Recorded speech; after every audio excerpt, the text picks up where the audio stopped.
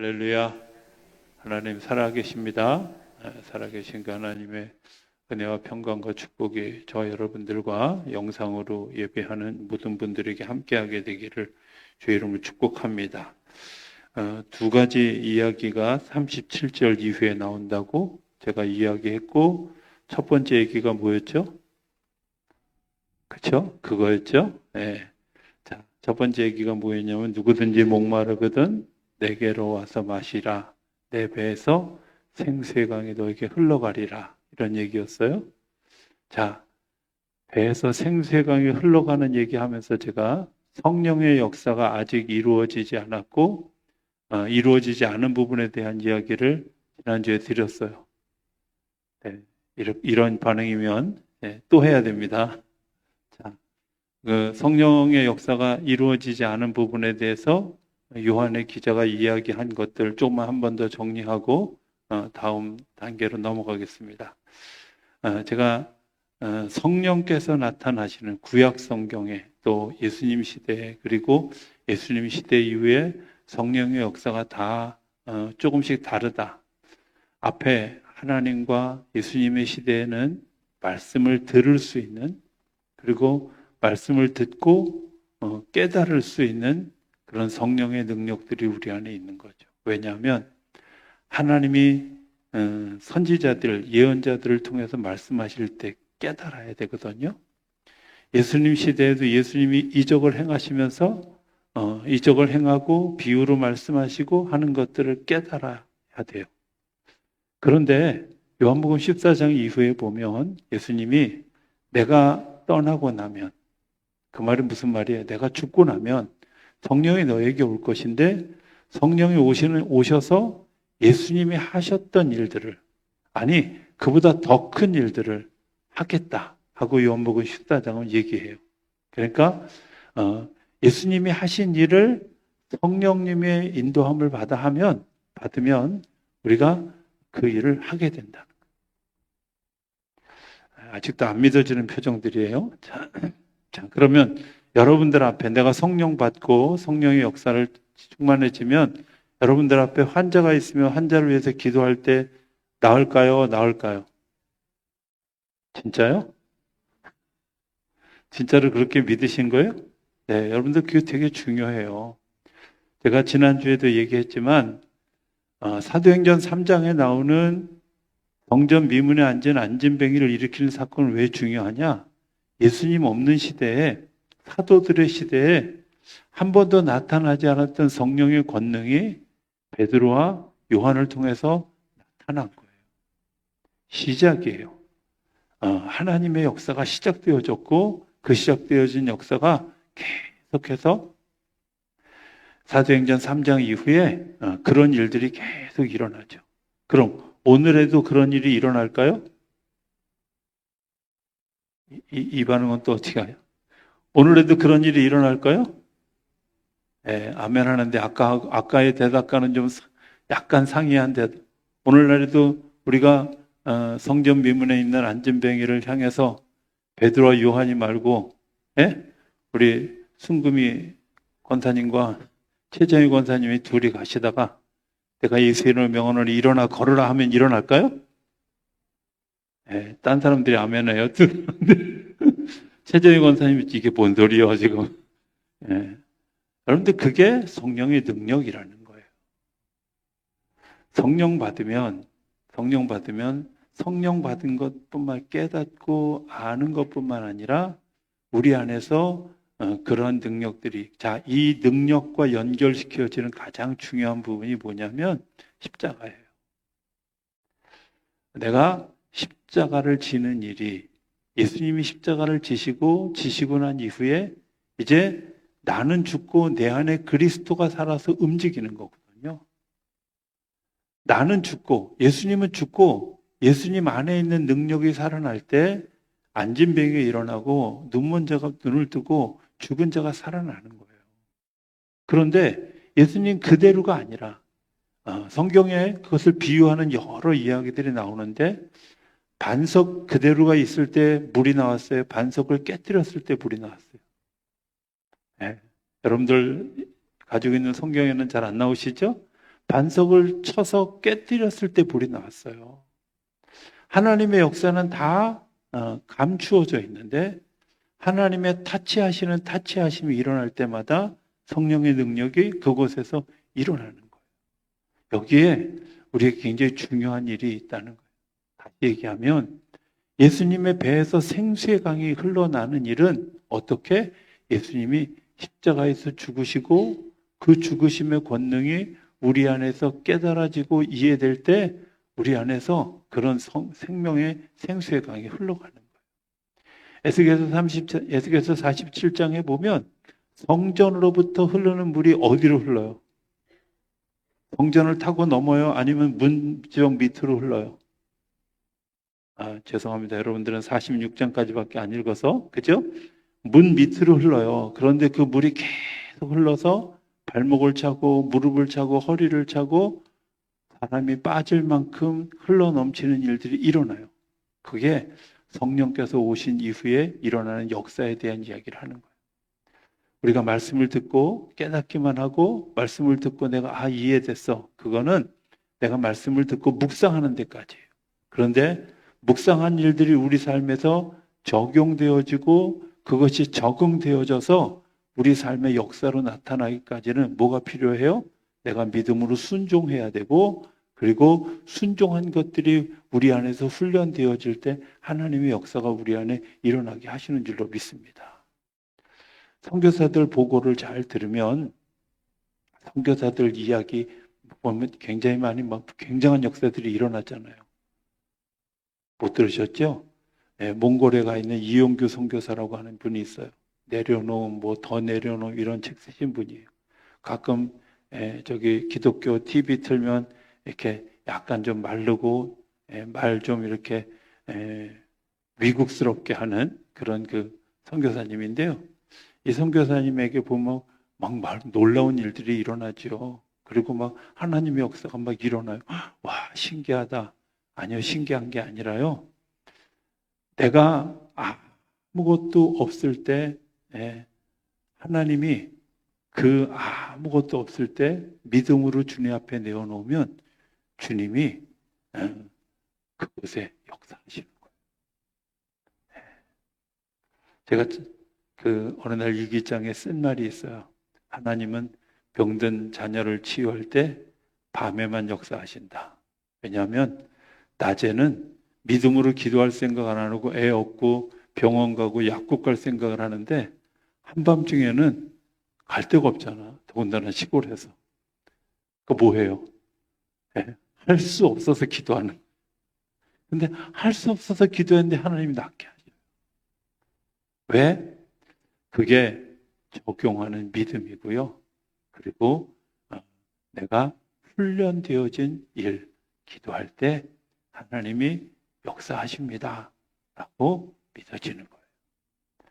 배에서 생수의 강이 난다는 건 예수님이 십자가에서 죽으심으로 다시 얘기하면 깨뜨려 주심으로 우리 안에 생명의 물을 계속해서 공급해 주시는 거예요. 성령의 역사를 통해서. 그래서 마태복음 28장에는 너희가 세례를 베풀어라. 가서 손을 얹은 즉 나으리라. 이게 그냥 말로 하는 얘기가 아니라 실제로 일어났던 일들이고 그럼 오늘 왜 그런 일들이 일어나지 않을까요?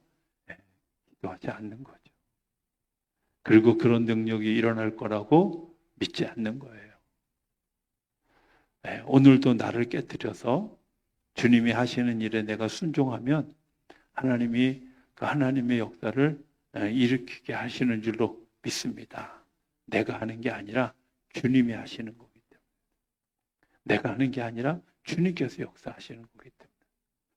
우리가 이제 자주 실수하는 것들 중에 하나가 뭐냐면 누가 했대. 누가 하는 게 아니에요.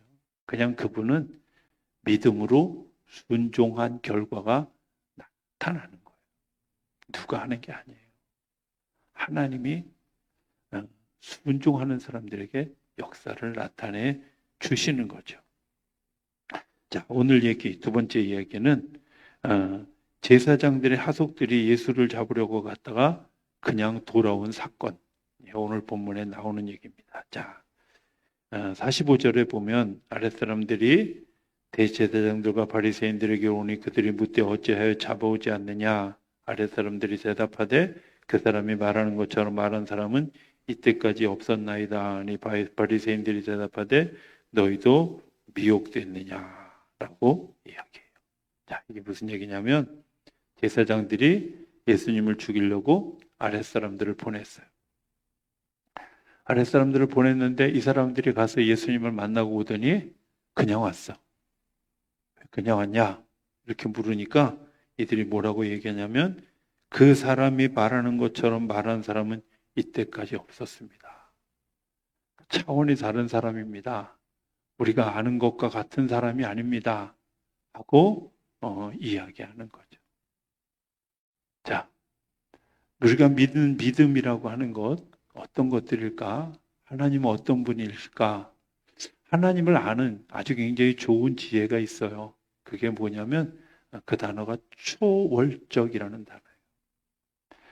내가 생각하고 있는 것과 같은 수준의 일을 주님이 하시는 게 아니라 내가 감히 상상도 할 수 없는 일들을 주님이 하시는 거죠.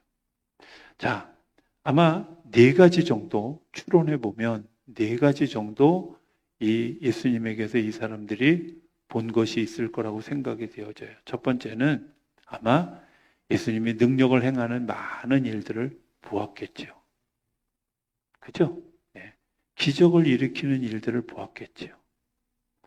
우리가 기도할 때 병든 자가 일어납니까? 그랬으면 얼마나 좋겠어요. 내가 물고기 2마리하고 보리떡 5개를 축사했는데 5,000명을 먹일 수 있으면 얼마나 좋겠어요.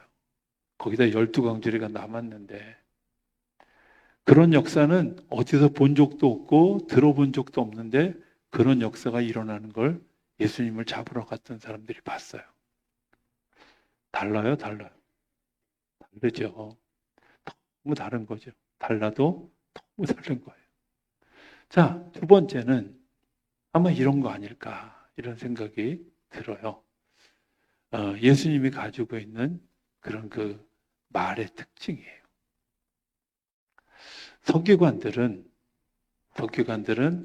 자기 말을 하는 게 아니라 옛날에 이런 일이 있었다더라. 책에 이렇게 기록되었더라. 이렇게 이야기하다 보니까 뭐가 없어요? 네, 확신이 없어요. 그런데 예수님은 당신이 하늘로부터 왔잖아요. 보고 얘기하는 거예요. 경험하고 얘기하는 거예요. 알고 있는 걸 얘기하는 거예요. 그러니까 예수님이 뭐라 그래요? 인자가 나는 포도나무요 너희는 가지다. 나는 선한 목자다. 이렇게 이야기하는 거예요. 얘기의 내용이 달라요. 정말 중요한 설득력 있는 말은 내가 보았어. 내가 들었어. 내가 경험했어. 내가 이런 일들을 알고 있어. 이렇게 확신한 사람의 말이 더 설득력이 있겠어요? 아니면 보지 못하고 이 허구로 그냥 추론해서 생각하는 것들이 더 설득력이 있겠어요? 이따금씩 설교를 준비할 때마다 이런 생각을 하게 돼요.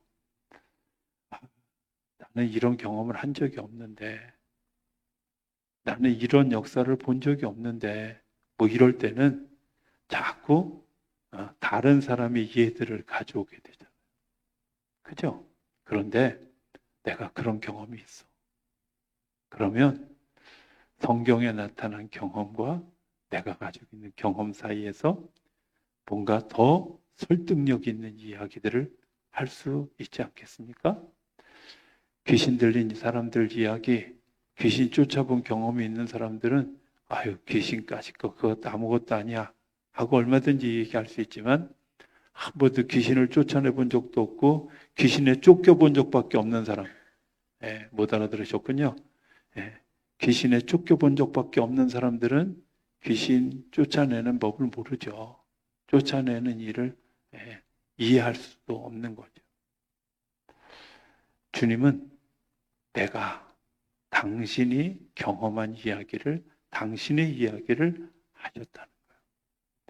세 번째는 예수님이 말을 잘하셨을까요? 잘하셨을까요?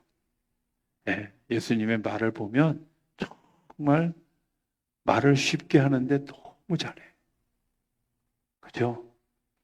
저는 가끔 예수님의 어록을 이렇게 뒤져보면 참 재밌다. 참 재밌다. 예수님 막 어려운 얘기 안 해요. 네.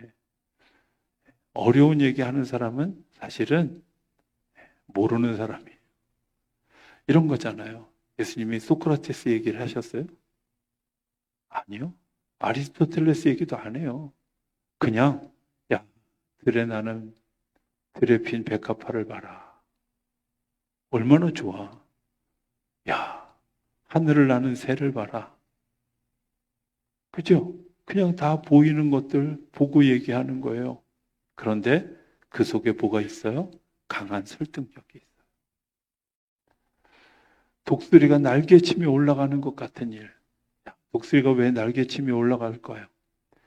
독수리는 반드시 난기류를 만나야 올라갑니다. 바꿔 얘기하면 정면으로 오는 바람을 맞부딪혀서 올라가요. 그러니까 그 날개의 추진력을 역으로 이용하는 거예요. 근데 그것을 바라보면서 독수리가 날개치며 올라가는 것 같은. 다르죠? 네. 원리를 모르면 이해하지 못하는데 그런 설득력이 예수님에게 있었다는 거예요. 하나 더 생각해 보면 이런 거 아닐까요? 예수님의 담력이죠. 자기들을 잡으러 온 제사장들의 하속들인 걸 뻔히 알면서도 그 앞에서 당당하게 이야기하는 거죠. 아주 태연하게 얘기하는 거죠. 곧 죽을 것 같은 그런 운명인데도 불구하고 체포하러 갔는데 그들 앞에서 너무 담담하게 얘기하는 예수님을 보면서 저분 뭔가 있다. 이런 생각이 들지 않겠어요? 저는 믿음을 가지고 있는 사람들의 모습이 그런 거라고 생각해요. 첫 번째, 예수님이 하셨던 것처럼 내가 정말 그런 이적, 능력 이런 것들이 일어나지 않았다 할지라도 두 번째 우리 가운데 내 믿음의 경험들이 있잖아요. 내가 경험했던 하나님이 있잖아요. 내가 경험했던 역사들이 있잖아요. 여러분들 이게 내가 믿음을 가지고 그 한 걸음 한 걸음 건너가게 하는 힘이죠. 능력이죠. 나는 기도했는데 한 번 하나님이 응답하신 적이 없어. 그러면 기도하고 싶을까요? 기도하고 싶지 않죠. 아유, 허공에다 대고 맨날 뭔 얘기야. 그런데 기도했는데 응답받은 경험들이 있어요. 말씀을 읽는데 깨달았던 경험이 있어요. 그러면 성경 읽게 돼요. 어느 날 정말 하나님께서 내게 주신 말씀이라고 여기고 아멘 하고 받았는데 그 말씀대로 그대로 이루어지는 일들을 우리가 경험하게 되면 어떻게 돼요? 말씀이 소중해지죠. 말씀이 소중해지죠. 어느 해에 제가 아마 군남교회 있을 때였다고 생각하는데 한 해 내게 주신 말씀을 뽑았어요. 뽑았는데 공교롭게도 고린도 후서에 나오는 말씀이었어요. 내가 가난한 자 같으나 부하고 뭐 어쩌고 저쩌고 나오는 거 있잖아요. 근데 하나님 제가 가난한 자 같은데 부한 게 아니라 가난해요. 이런 생각이었어요. 그때는.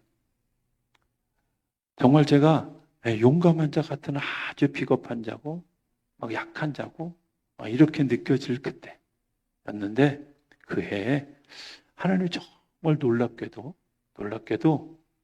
하나님이 하시는 일들을 드러내는데 난 진짜 가난한데 가난한 자 같으나 부한 자로 연약한 자 같으나 강한 자로 주님이 세워서 일하셨던 그 무수한 경험들을 한 해 하는 것을 보면서 하나님이 내게 주신 말씀이구나. 내게 주신 말씀. 그러고 나서 그 다음에 하나님이 주신 말씀이 뭐냐. 만날 만한 때에 나를 찾으라. 제가 얼마나 황당했는지 몰라요. 아니 내가 전 매일 새벽에 주님을 만나는데요. 근데 11월 달쯤 돼서 집에 보일러가 터져가지고 짐 다 옮기고 잘 데 없어서 제가 강대상에 가서 난생 처음으로 잠을 자는데 주님이 저에게 이렇게 이야기하시는 거예요. 야, 너는 교인들하고 사람들하고 떠드는 건 그렇게 좋아하면서 왜 나하고는 얘기 안 하려고 하냐? 이렇게 물으시는 걸 들으면서 제가 그때 만날 만한 데 찾으라. 이 말이 11월에 가서 하나님이 그냥 허투루 주시는 말씀이 없다는 사실을 여러분들 기억하실 수 있게 되길 바랍니다. 여러분들에게 그런 설득력이 있게 되길 바랍니다. 어떤 설득력? 내가 믿는 믿음을 가지고 전파할 때 확신에 거하면서 걸어갈 때 그런 설득력이 일어나고 담대함이 우리 가운데 일어나게 하시는 줄로 믿습니다. 49절에 보면 이렇게 얘기합니다. 율법을 알지 못하는 이 무리는 저주를 받은 자로다. 이렇게 얘기해요. 자, 예수님을 율법을 모르는 사람이라고 이야기해요. 자, 뭐 물어봅시다. 예수님이 율법을 모르는 분일까요? 율법을 만드신 분이 누구예요? 자, 율법을 제가 지난주에 얘기했죠? 지난주에 했나요? 모차르트 얘기했죠? 네, 감사합니다. 또 한 번 써먹을 수 있게 해주셔서. 자, 모차르트가 어느 날 모차르트 연구회라고 하는 곳에 갔어요. 갔는데 음악을 틀어놓고 어떤 사람이, 회장님이 모차르트의 음악을 설명해 주는 거예요. 근데 모차르트 자신이 작곡할 때의 그런 설명이 아니야. 그래서 참다 못해 일어나서 저 회장님 죄송하지만 모차르트는 그런 의미로 극을 쓴 게 아닌 것 같습니다. 이렇게 이야기를 하니까 이 회장이 발끈해서 뭐라 그러냐면 내가 모차르트를 얼마나 잘하는데 등등등 얘기하면서 이게 맞다고.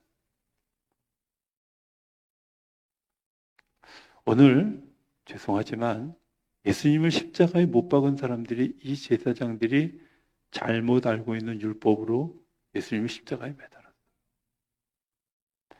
말씀을 말씀으로 이해하지 못하고 율법을 율법으로 이해하지 못하는 자들이 그 율법을 이용해서 오히려 사람을 죽여요. 율법은요, 사람을 살리는 거예요. 하나님의 말씀은 사람을 살리는 거예요. 말씀을 가지고 사람에게 정죄하라고 하는 게 아니라 말씀의 능력을 가지고 사람을 살리는 거예요. 정말 없는 법이 하나 있어요. 율법. 함무라비 법전을 그 기초로 해서 구약에 쓰여졌다. 빨간 거짓말이에요. 왜? 함무라비 법전에는 절대 없는 게 하나 있어요. 뭐가? 뭐 해라 하는 게 없어요. 예수님이 이야기하신 산상수훈의, 특별히 마태복음 5장에 이야기하는 대부분의 이야기는 너희들이 이런 거 하지 말라 그랬지? 그게 아니야. 이렇게 하라고. 도둑질 하지 말라 그랬지? 아니, 도둑질 하지 말고 나눠주라. 오리를 가자고 하면 그래, 오리를 가는 동안에 친해져서 네가 심리도 갈 수 있는 친구가 되어줘. 원수를 사랑하라는 거예요. 주님이 우리에게 하시는 말씀은 뭐냐면 하라는 거예요. 뭘? 하지 말라에 머무르지 말고 사람을 살리기 위해서 그 속에 들어가고, 사람을 살리기 위해서 죄인 무리 속에 들어가고, 사람을 살리기 위해서 문둥이촌에 들어가고, 사람을 살리기 위해서 내가 말씀을 들고 그 자리에 들어. 여기에 생수의 강이 우리를 통해 흘러가는 거예요. 내가 그냥 그 자리에서 내가 말씀을 잘 알고 있습니다. 말씀을 알고 있으니까 내게 와서 배우십시오. 여러분들 거기에서는 절대 생수의 강이 흘러나오지 않습니다. 어떤 때 내가 믿음으로 순종하고 그 걸음을 걸어가는 그때, 전 정말로 아주 진실로 얘기하는데 저는 우리 성도님들이 되게 자랑스러워요.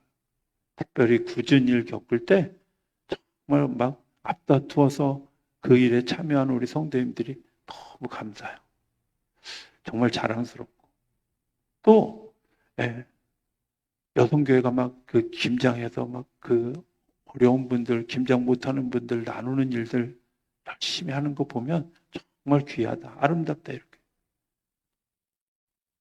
사랑하는 건요, 내가 그 속에 뛰어드는 거죠. 그렇죠? 사랑하는 것은 내가 그냥 행하는 거예요. 사랑하는 것은 내가 그 믿음으로 그 자리에 들어가는 거예요. 이분들은 율법을 알고 있었는데 율법을 어떻게 알고 있느냐? 지식으로 아는 거예요. 내가 알고 있는 상식으로 아는 거예요. 성경은 상식이 아니라 말씀에 살아 움직이는 겁니다. 말씀에 살아서 우리 가운데 움직이는 겁니다. 예를 하나 들어볼까요? 성경에 여호수아 1장에 보면 두려워 마라, 담대하라, 저러나 우러나 치우치지 말아라. 저는 그 얘기 읽을 때마다 하나님 참 짓궂다 이런 생각이 들어요. 왜냐하면 자, 가나안 땅에 들어가서 전투를 벌이라고 하신 분이 이스라엘 사람일까요? 가나안 땅에 사는 사람일까요? 하나님일까요? 제가 너무 어려운 질문 했나요? 다시 물어볼게요. 가나안 땅에 전투를 하라고 너희들이 거길 침범해서 들어가라고 이야기한 분이 가나안 땅에 사는 사람들일까요? 이스라엘 사람들일까요? 모세일까요? 아니면 하나님일까요? 네, 이제 답이 좀 있으시더라고요. 자, 하나님이 자기가 보내면서 뭐라 그래요? 야, 가는데 두려워하지 마. 담대해. 뭐라는 거야 도대체? 아니 싸움터에 보내놓고 여러분들 싸움터에 보내시면서 주님이 이렇게 이야기해. 너에게 약속한 거야. 너에게 주기로 약속한 땅이야. 그러니까 두려워하지 마라. 담대하기만 하면 두려워하지 않으면 너희들이 능히 그 땅을 정복할 수 있어. 약속이에요. 그 사람들 두려워하라는 게 아니에요. 두려워하지 말라는 게 아니에요. 그 사람들 때문에 담대하지 말라는 얘기. 하나님이 약속하신 것을 너희들이 기억하면 두려워할 이유가 없어요. 자, 우리가 사단과 싸우면 이길 수 있을까요? 없을까요? 못 이겨요. 그런데 예수의 이름으로 나가면 이길 수 있을까요? 있을까요?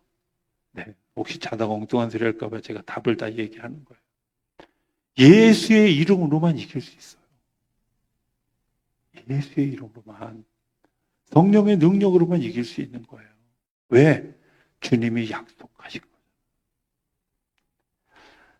주님이 내게 믿음으로 약속하신 일이라면 주님은 우리에게 뭐라고 얘기해요? 담대하라. 두려워하지 마라. 저러나 우러나 치우치지 마라. 혹여 네가 길을 잘못 갈까 봐 걱정되니까 내 율법책을 내 손에서 떠나지 말게 하라. 그러면 어떻게 해요? 능히 싸워 이기리라. 너희를 대적할 자가 아무도 없을 것이다. 이야기하는 거예요.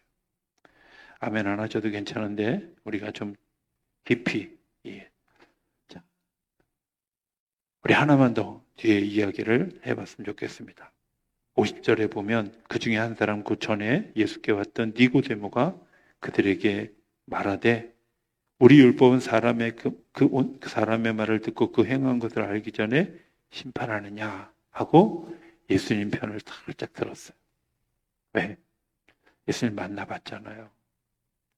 비록 예수님의 만남이 실패로 돌아가서 내가 아직 예수님의 제자는 아니지만 만나보니까 예수님에 대한 경외감이 있는 거예요. 그런데 허점이 있는 걸 발견했죠. 무슨 허점이요? 이 사람이 예수님 앞에서 당당하게 얘기했잖아요. 요한복음 3장에 보면 네가 율법을 지켰느냐 이렇게 물으니까 예, 제가 율법을 지켰습니다. 그러면서 막 열거했죠. 예? 살인하지 말라, 내 부모를 공경하라 얘기했어요. 그런데 예수님이 한마디에 근심했다는 거예요. 뭐 때문에? 내 재산을 다 팔아 가난한 자들에게 나누어 주고 나를 따르라. 여러분들 그 속에 다 들어있어요. 도둑질하지 말라는 말도, 살인하지 말라는 말도, 우상 숭배하지 말라는 말도 다 들어있는 거예요. 근데 내가 껍데기로만, 장식품으로만 말씀을 알고 있다는 사실을 니고데모가 깨달은 거죠. 그래서 얘기합니다. 사람들이 행한 것을 알기 전에 심판하느냐?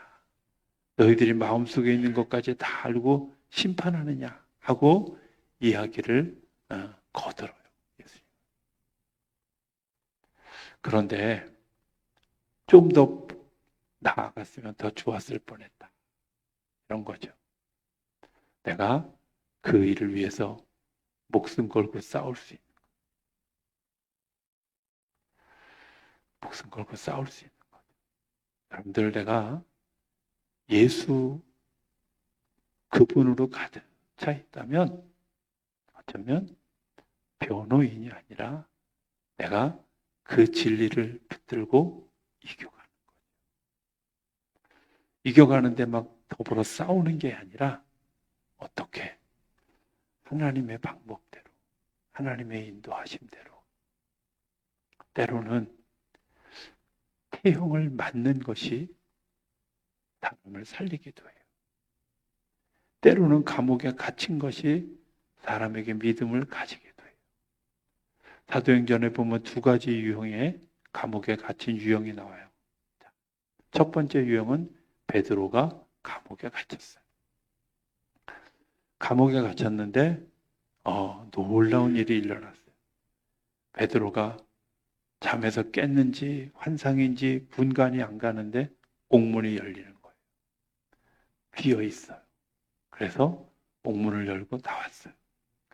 그냥 옥문을 연다는 게 우리나라 감옥에도 가보신 분은 아시겠지만, 아무도 가보셨을 리가 없겠지만, 가보신 분들은 이제 보통의 경우 밖에서 면회하는 자가 있고, 그 다음에 여기 중간이 간수들이 있는 곳이 있고, 그리고 죄수들이 있는 이렇게 삼중 구조로 되어 있어요. 저도 물론 이 안쪽에는 못 들어가 봤고, 이 중간 구조에서 강당에서 뭐 재소자들 위로한다고 한번 갔던 적이 있는데, 어찌됐든 이제 그렇거든요. 그런데 그 문이 몇 개겠어요. 감옥문, 그 다음에 중간문, 또 중간문, 그 문 서너 개를 열고 나와야 되는 거잖아요. 근데 그 문이 다 열렸어요. 근데 그 시간에 베드로를 위해서, 베드로의 석방을 위해서 초대교회 성도들이 기도하고 있었어요. 기도하고 있는데 놀라운 일은 베드로가 어디 가겠어요? 감옥에서 나왔는데 갈 데가 없으니까 사람들이 모여있는 곳에 갔잖아요. 문을 두드리는데 여자 하속이 나와서 누구세요? 그러니까 베드로야. 그러니까 도로 들어가요. 왜 들어가겠어요? 그럴 리가 없다는 거지. 말도 안 된다는 거지. 그렇죠? 그걸 3번을 거듭하고 나서 문을 열었어요. 그리고 하나님을 찬양해요. 자, 바울과 실라가 감옥에 갇혔을 때는 어떤 일이 일어났어요? 바울과 실라가 찬송해요. 여러분들, 감옥에서 찬송하는 게 가능하지 않아요. 말도 제대로 못하게 해요. 근데 거기서 찬송했어요. 벅차오르는 감격이 있어서 찬송해요. 문이 열렸어요. 근데 하나님이 이번에는 그를 나가라고 하지 않은 거예요. 감옥의 문이 열렸는데 그곳에서 바울과 실라가 여전히 찬송하고 있어요. 근데 간수가 이번에는 문이 열린 걸 보고 죄수들이 도망갔다. 나는 이제 끝났다 라고 생각하고 자기가 자살을 시도하려고 그러죠. 그때 바울이 뭐라 그래요? 아니다, 우리 여기 있다. 간수에게 얘기합니다. 주 예수를 믿으라, 그리하면 너와 내 집이 구원을 얻을 것이다. 그 간수가 그날 예수님을 영접해요. 여러분, 생각해 보면 그냥 하나님의 역사가 이루어지는 게 아니라, 하나님의 뜻이 이루어지는 게 아니라, 때로는 우리가 그 믿는 지식을 바탕으로 우리의 삶이 때로는 이해할 수 없는 지경에 처해 있을 때에도 하나님은 그 일을 통해서 하나님의 역사를 이루어 가시는 것을 기억하실 수 있게 되길 바랍니다. 제가 자주 사석에서도 언젠가 설교하면서도 얘기했던, 특히 기독교 교회에서 얘기하면서 제가 얘기했던 기억이 있습니다. 일본에 복음이 전해지는 여러 루트가 있는데 그 중에 하나가 신사참배 반대하던 사람들, 고문하던 사람들이, 감옥을 지키던 감옥의 간수들이 가서 복음 전했어요. 왜?